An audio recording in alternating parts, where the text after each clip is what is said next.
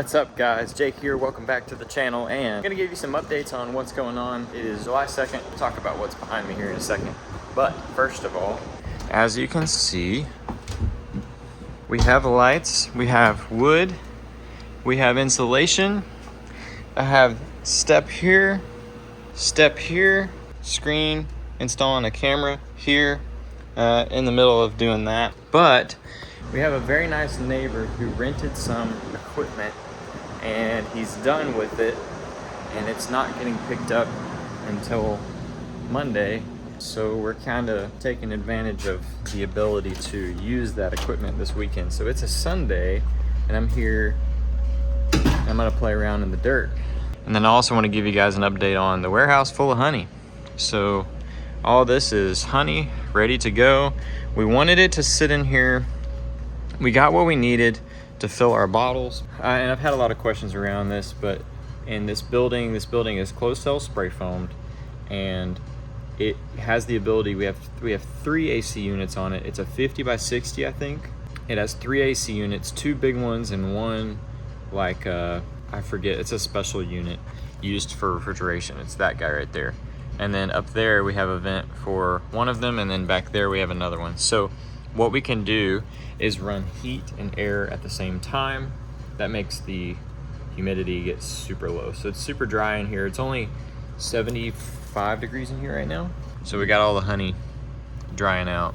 So whatever was not capped, because if you don't know about honey, whenever the bees dry the honey enough, they cap it, but some of it will be uncapped like that, and we pull it off regardless. We can't really play the whole game of waiting on the bees to cap it. So some of it is uncapped like that. So we want to dry it out a little bit. So that's why we have not yet extracted everything.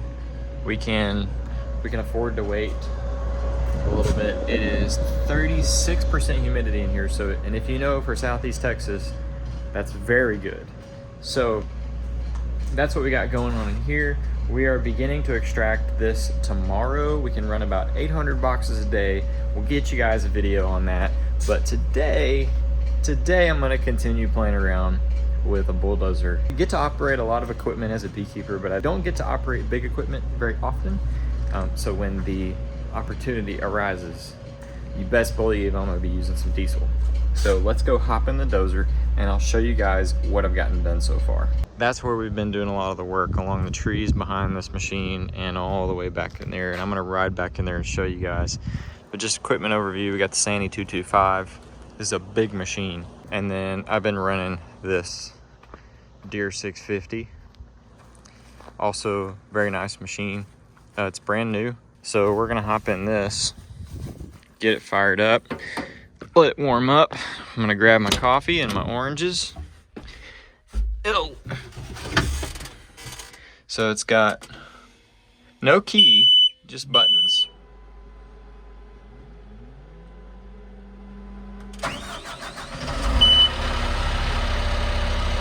That's it.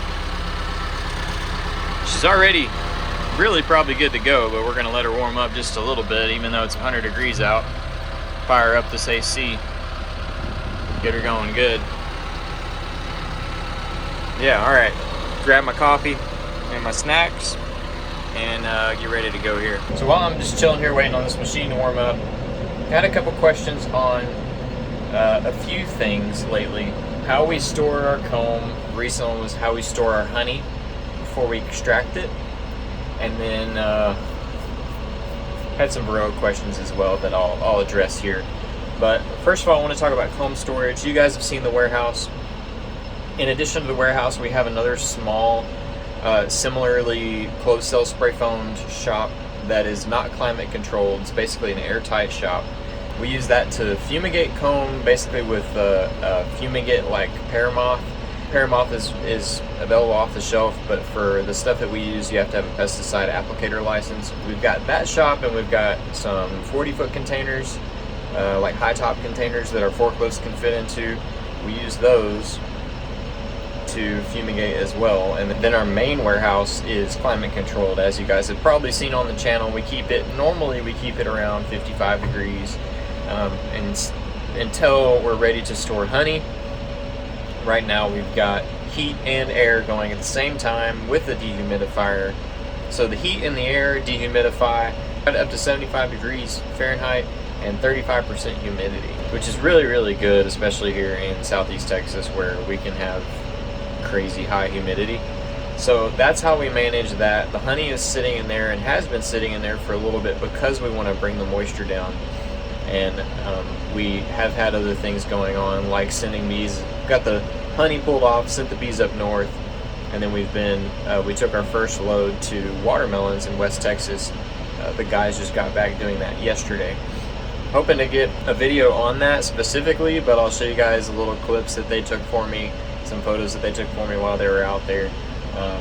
So basically we take bees out to melon contracts, and our guys have done it several years now in a row, so they like to go do that instead of me or my dad having to run those out, which is really nice. Whenever we don't have other work going on, it's nice to have somebody else make that 10-hour drive. It's 10 hours there, 10 hours back. So it's basically what we do, 10 hours there, you spread bees, you get a little bit of sleep and drive back. So it's kind of a rough one, but our guys like doing it.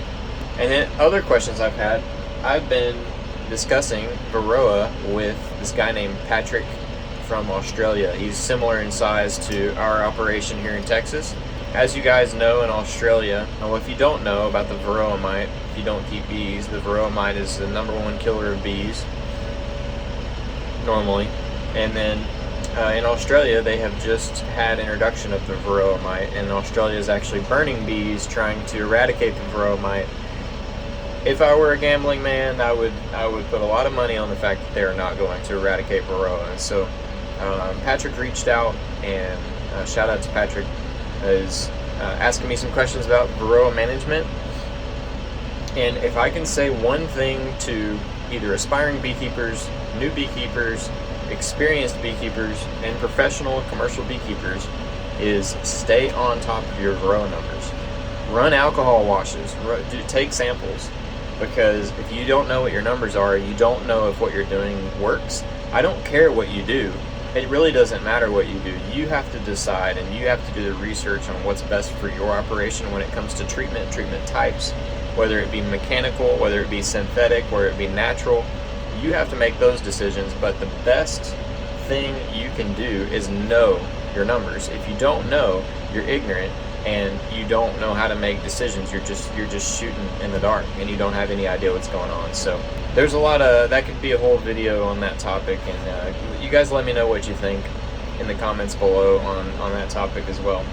Anyway, I don't want to be on the soapbox too much. This machine's warmed up. I'm going to show you guys what we got done, and the whole reason we're doing this is we're kind of taking advantage of the fact that these machines are here.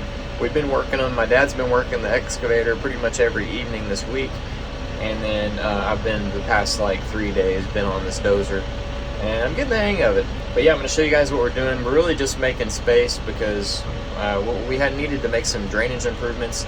We've taken trees out, I think, in like 3 or 4 different phases now, and we've filled the space every time. So, but I'm going to take you guys to the back and show you. I'm also kind of hoping to make a little pew-pew range back there to have some fun, because I live in the city, so I like to come out here and have a little fun. So we'll show you guys what's going on. See if I can drive this thing one-handed. Take the parking brake off, rev her up. You got blade up here. If you've never been in a bulldozer, they're pretty freaking sweet. You got blade up and down, blade side to side, or tilt, and then you have rotation. Very natural setup. And then this dozer is not normal. Normally you have forward and reverse here. This actually has a switch. So when you engage the switch, you're moving forward. And then you have accelerator here. You can see my speed. And then to turn, you just tilt this guy here.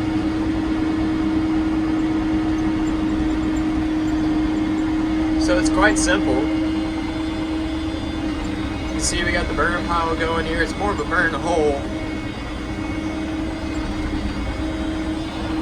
And then I got this pile, used to be right here in front of me, got it pushed up. Don't mind the, oh no. I guess I should consume this coffee before I get going too much. Dang. Well.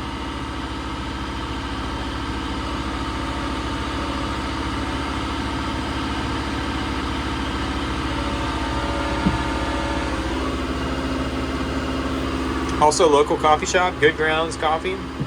Very good. All right, back to it. All right, so hopefully you can hear me better. Basically, we had trees from roughly where that pile of pipe is, and they went all the way down, and then right about where I'm sitting, or right about where that pile is actually, of roots and crap, was an entrance to a trail that I used to run as a kid. We would just run, you know, go play in the mud and cut trees down and, you know, do kid stuff. That's how I grew up on the farm, basically. And so this right here was just like Vine City. So we took all that out. That was easy. That rolled up basically like a piece of carpet with this dozer. And then I've been pushing over as many trees as I can with this thing, and then my dad's been plucking trees with that big Sanny. Basically anything that I couldn't pop out, he would go pluck. But you see, we got going back here pretty far.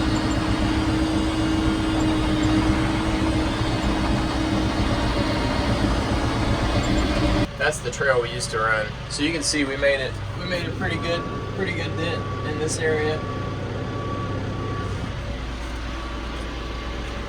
So anyway, I don't want to bore all you to death. I'm having a great time, and I wanted to kind of give you guys. I know it's been a week, and that's a little bit longer than I want to go without posting videos. But I've been working on the van, and I know that a lot of you guys are probably not super interested in the van, but I've spent a lot of time on that this week. I've spent a lot of time just on like sales and marketing stuff that I don't know. I might at some point make some videos on that content, but I really just, I like making videos about bees and like physical stuff. I don't really like making videos about, I mean, I like that stuff, but I know it's boring to a lot of people. So anyway, I just have not had a lot of bee related things going on this week, which is why you have this kind of hodgepodge video of this, just me having fun on some iron.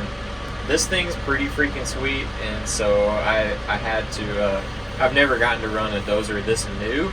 I've run a bigger dozer than this, but this one is much nicer than the one I ran previously.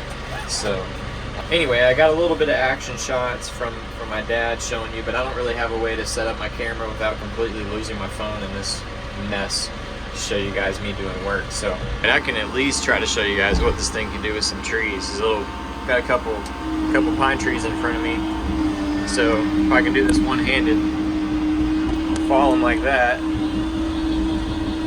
and then this is somewhat challenging to do one-handed, but then I take this blade, and listen, if you're a professional operator, just turn away, okay? I don't know what I'm doing at all. I'm just having fun, alright? So then rip the root ball up like that. Get this other one up. This is kind of hard to do one-handed. Yeah, then that's it. They're up. So anyway, hope you enjoyed. I'm going to go ahead and end it off here. Thanks for watching the video. If you like it, give it a thumbs up. Comment down below what you think on any of the topics I discussed today. And subscribe if you want to see more. I promise there's going to be videos in the future that are more bees. So we'll see you in the next one.